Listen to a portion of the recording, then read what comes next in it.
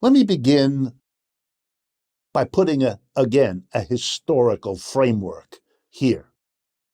China is the largest country by population in the world. The population of China is 4 times that of the United States, maybe a bit more. It was, until relatively recently, one of the poorest countries in the world.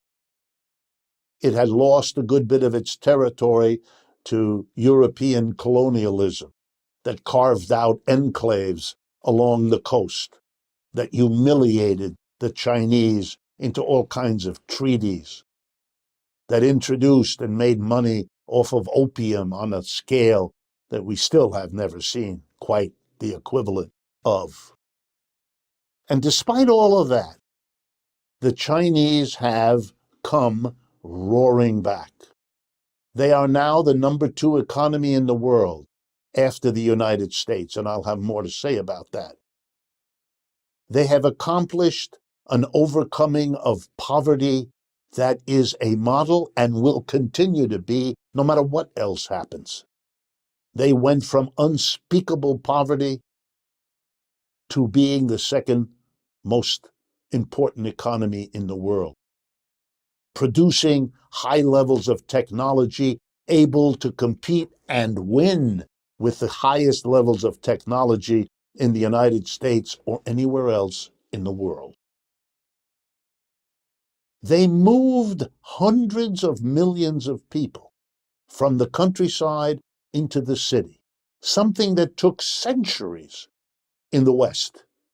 They've done in a matter of a few decades. They built those cities for those people to live in because they weren't there before. They've enabled educational and medical institutions to service this spectacular reorganization and relocation of an immense population. They have virtually eradicated their own poverty. It's something which historically stands as a level of achievement that ought to make us all take a deep breath to make sure we don't miss the historic significance. And nothing illustrates it better than the difference between the Chinese management of COVID-19 and that in most other countries, but particularly the advanced so-called countries of Western Europe, North America, and Japan. Let's be clear. A tiny fraction of the people of China have died from COVID. Far, far, far less than have died in the United States, which has 1/4 of the population. The Chinese have tested their people far more extensively. The Chinese provided masks sooner and far more extensively. As I'm speaking to you, China is vaccinating roughly 10 million people a day, far beyond what the United States ever achieved. Yes, I'm aware that their vaccines may not be the equivalent of other vaccines. I get that. And there may be other qualifications, but they don't change the basic story.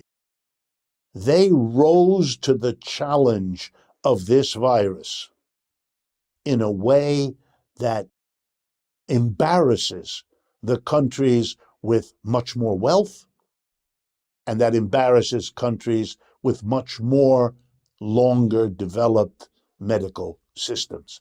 And that's a sign of economic maturity.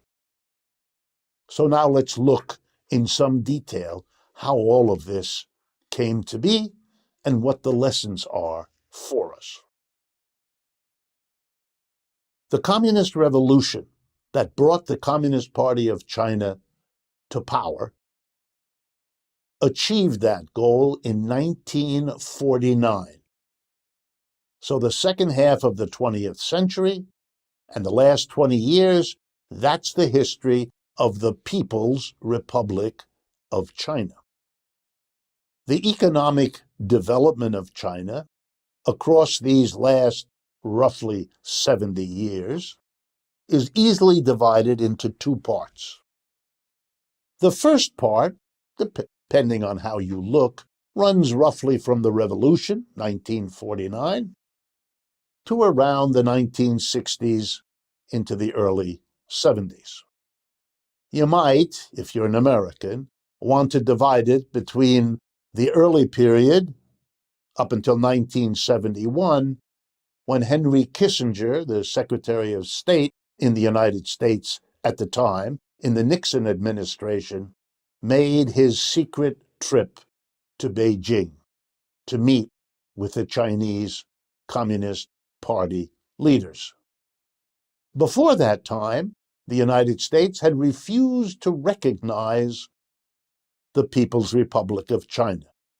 Its policy was to pretend that the tiny number of Chinese who had lost the Civil War to the Communist Party and who escaped to the island of Taiwan with a tiny population, that they were somehow the legitimate government of China, whereas the party that had won the Civil War and that ruled over the vast population of China was somehow not the legitimate government. This fiction was maintained, let's be clear, from 1949 for the next 25 years before it was finally chucked. And during that time, China was isolated. It was considered by the United States to be some sort of secondary satellite of the Soviet Union at the time. And the Soviet Union was a Communist Party-led government, had an alliance with the People's Republic of China and the Chinese Communist Party. Various efforts were made to recover from the unspeakable poverty and wreckage in China. Remember, the Chinese had been invaded by the Japanese back starting in 1931, had been ravaged by the Japanese military, and then had been drawn into World War II, and then had a communist revolution, and then fought a civil war that the communists won. A poor, poor country ravaged by all of that military activity was in desperate shape. So the early 20 years were used up in efforts to recover, to establish a functioning economy. And all of that with the enmity of the United States. Barely had they gotten their government going in 1949, then we had what we call in this country the Korean War, right next door to China, which borders Korea. And the Chinese had to get involved as the Americans were pushing through Korea, heading towards China. And there were open discussions in the United States about invading China to overthrow its communist government. A threat the Chinese had to take seriously, diverting resources to their military that were desperately needed to recover from the wars and the devastation of the Japanese invasions and so on. But they had to take it seriously because the Chinese knew only too well that in the immediate aftermath of the Russian Revolution in 1917, Britain, France, Japan, and the United States invaded Russia to put down the new regime. And that wasn't that many years ago. So that slowed them. They became a bit desperate. The so-called Great Leap Forward, the so-called commune movements, where they tried to make drastic economic progress with drastic economic changes, some of which were quite successful, many of which were not. And so a great change happened during the 1970s and 80s in China. A new direction was achieved. The United States recognized the People's Republic of China, and the Chinese, in turn, undertook a new way of developing their economy.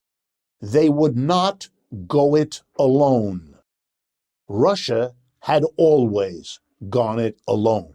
The Soviet Union had been isolated and could not, for a whole host of reasons, take advantage of the world economy, find a place in the world economy, find a way to interact with the rest of the world economically to help China do its number one objective, which was to stop being one of the poorest countries on earth and to become, at least in the words of their current leader, moderately prosperous. Yes, that's what Xi Jinping refers to the Chinese condition, moderately prosperous. And here's how they opened themselves in a way different from the Soviet Union. They wanted to engage international trade. And to do so, being a so-called socialist country in a capitalist world, they basically said to the rest of the world, we can offer you capitalists something you want, but we have to get in return something we need. Here's what we give you. We have a well-developed, well-disciplined, well-educated labor force, willing to work at wages way below what you pay in North America, Western Europe, or Japan. Come here. We will welcome you. We will give you the space to operate your private capitalist businesses. And we will give you a labor force that will make it very profitable for you. You will, of course, be leaving behind the higher wage workers in your respective countries. We, of course, cannot force you to do that, but we can offer you the lure of higher profits if you employ lower wage Chinese workers. Corporations in France, Italy, Belgium, Germany, Japan, the United States leapt to the opportunity, especially once diplomatic relations with the United States had been established. And Kissinger and Nixon did that in part to enable and facilitate corporations to become more profitable. That was their ideology, that was their political practice. As the companies came, and as they employed lower wage Chinese workers, and as their profits accordingly went up, all their competitors back home began to realize, wow, you better do the same, or else they're going to outcompete you. They're going to be able to offer these products at lower prices because they pay so much lower wages. And if you don't want to be outcompeted, you better develop your branch, your operation in China as well. And so the movement went from a trickle to a flood. And American enterprises, most of the big corporations, became more and more active in China, as they continue to do right now as I am speaking to you. And as they employed millions and millions of Chinese workers, paying them bigger wages than they had gotten in China before, but still way below what the American worker or the British worker or the Japanese worker got. You began to develop a well-paid labor force in China, and they began to use their wages to buy things, which allowed China to offer to the West not just low wages, but a rapidly growing consumer market. General Motors now sells more cars in China than it does in the United States. China, by the 1990s and into this century, was able to offer to capitalists in the West not only cheaper labor, better educated, better disciplined industrial workers, but the most rapidly growing consumer market in the world. Either one of those would have brought capitalist companies to China. Having both of them, unmistakable. It became and has remained a flood to make money. The Chinese Communist Party also gave private capitalists inside China their opportunities. They too could emerge, run a business, hire Chinese workers, serve the expanding Chinese market. They allowed private capitalism, both domestic Chinese and foreign, to function and become important partners in their economic development. They retained many industries, many companies for the government in China. It is a very mixed economy. State-owned and operated enterprises interacting side by side with privately owned and operated capitalist enterprises, both Chinese and foreign. That's been their growth story of the last 30 years. It couldn't have happened without the development of basic education and basic highways, infrastructure that was done before. It couldn't have been done without developing a communist party organized across China. The change in policy that happened after the 1970s was made possible by what happened before the 1970s. Any argument that the Chinese success is somehow peculiarly the responsibility of the capitalist part as opposed to the leadership of the Communist Party or the remaining enormous state-owned and operated enterprise sector, or all that happened before 1971, isn't historical analysis. It is bald ideological junk. The Chinese demanded something in exchange for making low-wage workers available and an expanding market available. They demanded two things. One, access to Western industrial technology. You want to come here and employ our people? You want to come here and sell your goods in our market? Okay. But in exchange, we want a sharing. We want partnerships between Chinese and foreign companies, between Chinese government companies and private foreign companies, where we learn industrial technology from you. No one is forcing anything from you, and no one is stealing anything from you. This is a deal. Take it, leave it. The United States took it, was eager for it.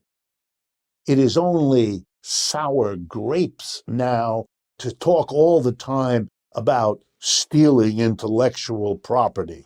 No stealing, a deal. It's not very nice to make a deal, get what you made the deal for, and then try to get back what you had to give to get the deal by claiming it was stolen from you. We wouldn't admire it anywhere else. We shouldn't admire it here either. It worked. China, over the last 70 years, got no foreign aid from the United States because it was a communist party-led country. They got wars they had to deal with, Korea, Vietnam, very close, very scary. It cost them a lot. But they grew anyway, without foreign aid, relying mostly on themselves because they had lots of disagreements and fights with their former ally, the Soviet Union. And of course, after 1989, there was no Soviet Union to ally with. Remarkable. They've done better crawling their way out of poverty than the vast majority of countries that did get foreign aid. And that's not because those countries didn't use it properly, although most of them didn't. It's also because it came with enormous strings that have kept the third world very much third, right to this present moment. The Chinese went on their own. They had to, and they pulled it off. Here's some statistics. Over the last 25 years, the average rate of growth of output of goods and services, what we call GDP, gross domestic product, has grown in China, on average, 6 to 9%. In the United States, it's grown over the same period, on average, 2 to 3%. There is no comparison. The rate of growth in China is precisely 3 times what it is in the United States. That's why they've caught up. If for 25 years you have that kind of disparity, it's no longer whether, it's just when. And most predictions are that the GDP of China will be larger than that of the United States at the end of this decade we are now in. Over the last 20 years, the real wage of an average Chinese worker, and by real wage again we simply mean the amount of money you get in your paycheck every week relative to the prices you have to pay when you spend that money. Because obviously if your wage goes up 10% and all the prices go up 10%, you're not better off. You can't buy any more now than you could before. So we make that adjustment. The real wage takes into account the degree to which your wage really allows you to buy more stuff, to enjoy a higher standard of living. Over the last 25 years, the real wage in the United States has been basically stagnant. If it's grown, it's very small. Over the last 25 years, the average real wage in China has, get ready, quadrupled, gone up 400%, 300%, depending on how you count your percentages. But there's no comparison. You want to know why the Chinese working class supports its government? Now you know. And I'm not being vulgar. It's not only, of course, a matter of your income, but it sure is important. And the Chinese have delivered to their own people an extraordinary situation, especially for a very large country, especially for a very poor country, especially for one that is isolated politically and militarily, as the People's Republic of China has been. Is the China we know of a model? Yeah. That record that I've just summarized makes it a model for the vast majority of countries on the face of this planet. It went from poor to moderately prosperous. It went from backward to being on the cutting edge of modern technology. As we can tell from how they handled COVID, as we can tell from their space explorations that they're now engaged in, and so on. They are a model. They are a society that mixes state-owned and operated enterprises with private capitalist enterprises, all under the leadership, directorship, and pretty tight control of a communist party. And they didn't just last 5 years or 10 years. They've now lasted 70 years with no end in sight. Do they have their problems? Of course they do. Do they have the issues where they can be criticized? Absolutely. And they should be. But that's not the issue for tonight. We get plenty of information about Hong Kong, or the Uyghur minority, or fill in the blank. That's because of the Cold War, because of the fact that having made a ton of money in China,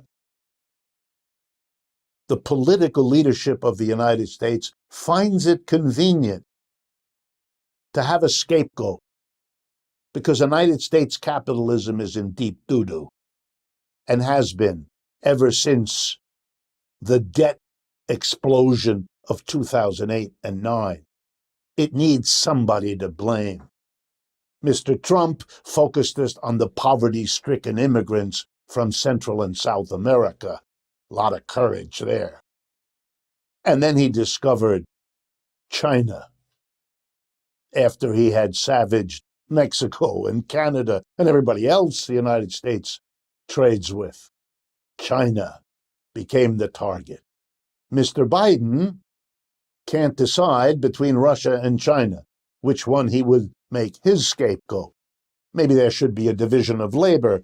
The Democrats can focus on Russia and the Republicans on China. But then again, Mr. Biden, I think, is torn and may end up blaming China for whatever it is they can think of, anything other than the problems of American capitalism. What is China? Capitalist or socialist? China calls itself socialist. It always has. Russia always called itself socialists. Let's remember, USSR stands for Union of Soviet Socialist Republics. Only in the West are these countries referred to as communist countries. They never refer to themselves that way. They have communist parties, but they don't call themselves communist. Why not? Because for them, communism is at best a long in the future goal, something they are moving toward, they hope. But the reality they have now isn't that. It is socialism. And in China, it's called socialism with Chinese characteristics. And there, what they're referring to is this mixture, this complicated mixture of state-owned and operated enterprises together with privately owned and operated. And let's be clear, the state sector is still a very large part of the Chinese economy, much larger than what you would have even in European countries that call themselves socialist or social democratic. So yes, socialism with Chinese characteristics is a precise and clear name for what they think they are. And by their definition, if you mean by socialism a very large influence of the government, then they deserve the title because that's what the words mean. But I would like to introduce another thought, not as a criticism and not as a disagreement, just another way to look at it. You can look at the difference between socialism and capitalism, not so much by focusing on the role of the government. Is it large? Is it very invasive? Is it not? Is it laissez-faire, backing away? You don't have to do it that way. There's another way. You can think about capitalism and socialism as different ways of organizing the workplace, the enterprise, the factory, the office, the store. The capitalist way has a tiny group of people at the top, the owner of the business, the board of directors if it's a corporation, very small group who decide what to produce, how to produce, where to produce, and what to do with the profits that everybody helps to produce. You could go and call that capitalist, as many of us do. And you could contrast it with something else, with a democratized workplace, a place where the decisions are made democratically. One worker, one vote. Whether you're a supervisory worker or a line on the assembly line or you clerk in the office, whatever you are, one person, one vote. Majority rules. You decide together what to produce, how to produce, where to produce, and what to do with the profits you all helped to generate. You could call that socialism. If you did, then you would disagree with those who call China socialist, because you have a different definition. It's not a question of right or wrong. It's a question of different definitions. So if you define socialism in terms of the organization of the workplace, then the People's Republic of China hasn't got there yet. Then the question is, will the People's Republic of China move in the direction of democratizing their enterprises? State-owned, private, domestic, foreign, or not?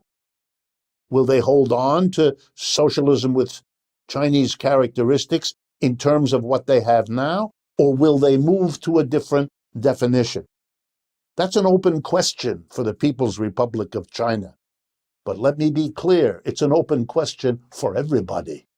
In all capitalist countries, with all socialist political organizations.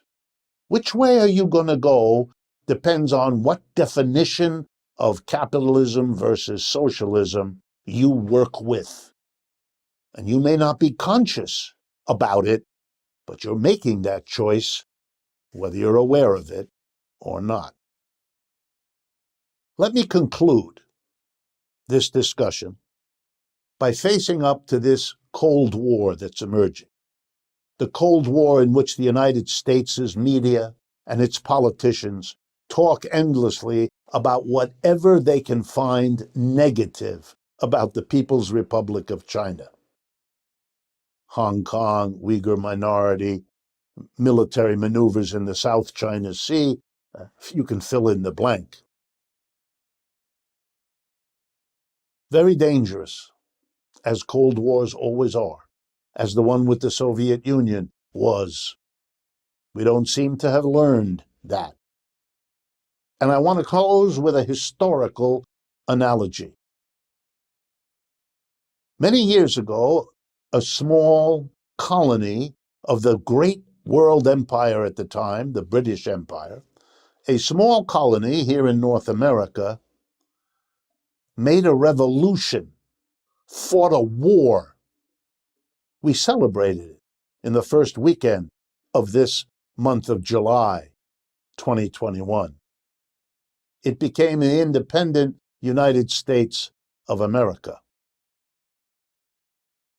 A very small, ragtag, poor part of the British Empire had the daring nerve to go to war against the most developed military, naval power the world had ever seen, the British Empire of the 18th century.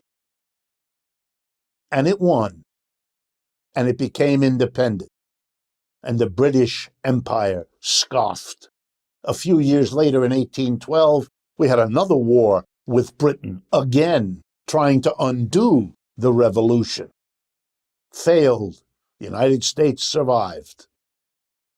Well, over the next 200 years, roughly, the old colony became the master, and the old master became the poodle. Now Britain, when told what to do by the United States, asks for directions on how best to do it. Role reversal, historically. Not very pleasant for Britain. Difficult. Many in Britain still pretend that it hasn't quite happened. Does the United States want to be the Britain relative to China? Do we want that future? Well, it has to do with coming to terms. To the credit of the British, they didn't make any more wars against the United States. They tried to work out a live and let live relationship. Has its rocky moments, but it's an understanding that war isn't the way to go, neither hot nor cold. The United States has many problems. So do the Chinese. Maybe we can help one another solve them. In a way, the last 40 years have been that. The United States maintained its capitalist economic system in part out of cooperation with the Chinese. Let me drive that point home. Many of you are wearing clothes made in China, using appliances made in China. You know that. You know that when you went to the discount stores, the Walmarts, the Targets, all of them, you were buying from China, because those stores became big and successful because they became the outlet for what the Chinese could produce better and cheaper than could be produced anywhere else. Walmart owes its success to China, just as China owes part of its success to being able to get into the American market, which Walmart helped it to do. We helped each other. And that was good for the United States and good for China. It is my hope that we do not let petty political calculations of scapegoat artists like Mr. Trump and like Mr. Biden sometimes threatens to become undo a cooperative mechanism. That's what we can hope for. And that's one of the reasons it was important to present this discussion of the People's Republic of China and the challenge that it represents and presents to the world today. Thank you as always for your attention and for your support. And 2 months from now, we will do the next GCLEU, Global Capitalism Live Economic Update. For Democracy at Work, this is Richard Ulf.